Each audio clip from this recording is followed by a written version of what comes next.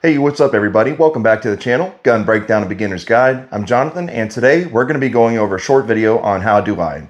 Today we are going to be talking about how you put together your Shield Arms mag with the extended base plate.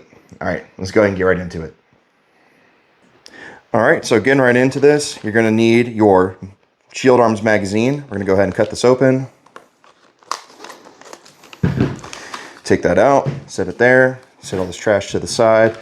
Next, we're going to get our spring. We're going to cut right above that.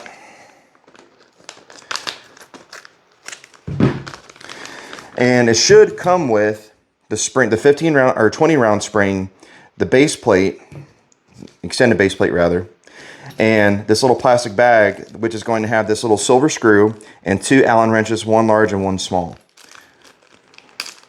So go ahead and take that out. Set your pieces here.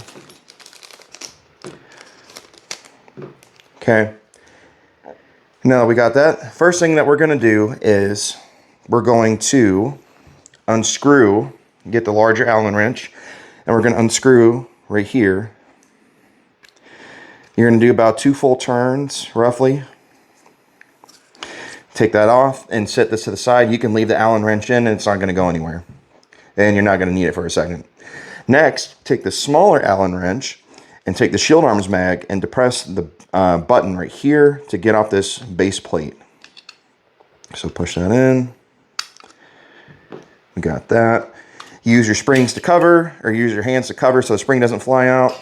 And the base plate and this little floor plate that it sets in, you are not going to need these two anymore, but I do recommend that you keep them in case you want to switch back to the 15 round magazine. Okay, take out the spring and the follower, take off the follower, and it just snaps right off just like that. Now set your 15 round spring inside that same bag, and then now we're going to take the 20 round spring, and you see how the spring is more narrow right here versus right here. This is the wider end. This is going to go into the follower. So you see how the spring wants to go, you see how the spring goes at an angle, not just because I'm holding it that way, but it goes at an angle like that. That's the same angle that you're going to put your follower in. Or put in your follower, I'm sorry. Here we go. And it'll snap in just like that. And then now what we can do is we're going to take our base plate and we're going to take this little silver spring. And then, actually correction, what we're going to do is we're going to take our base plate, extended base plate, take your magazine, and then it should slide right in. I had a little bit of difficulty with my first one. Okay, now we got that. It'll look like this. Now we take that silver piece and we're going to drop that in to where the threaded end is facing towards us, just like so. Drop it in. And then we're going to tighten it until we get that rod to pop all the way out.